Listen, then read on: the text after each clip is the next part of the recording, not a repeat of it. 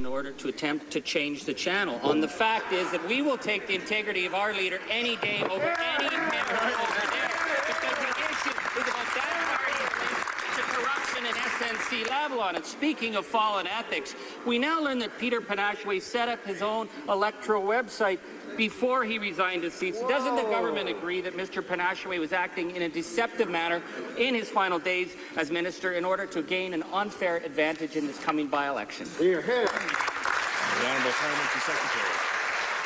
Well, the contrast could not be better. The people of Timmins voted NDP, and they got a big talker for the big city. The people of Labrador voted for a Conservative, and they got a hard worker with a record of results.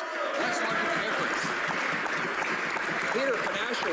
Peter Panashway took responsibility. They took $340,000 in illegal union money, and no one over there has taken responsibility. Peter Panashway has defended the seal hunt and helped scrap the gun registry. He kept his word. That member over there had the chance to do the very same thing, and he decided to walk out on his constituents and break his promise.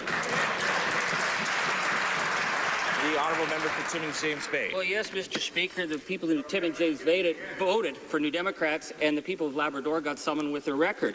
But then that member, of course, is remembered for the fact that he personally ridiculed the child victims of the residential school crisis and then was promoted by the Prime Minister. So speaking of the Prime Minister's judgment here, he said if you break the rules, you'll be punished. If you break the law, you will be charged. Now, the Prime Minister knows that Peter Panashway could be facing criminal charges. Why would this Prime Minister support a potential criminal running under his banner?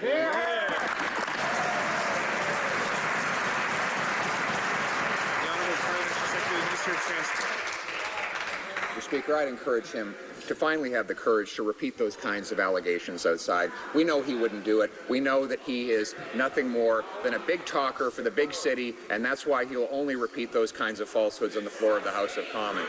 The reality is he's supposed to speak for the people of Timmins, but he sold them out long ago for his big city bosses. He broke his promise. We stand for Peter Panashway, who has kept his word to the rural and remote people in remote communities from across Labrador, and we're proud to have him as our candidate in this by-election. The Honourable Member for St.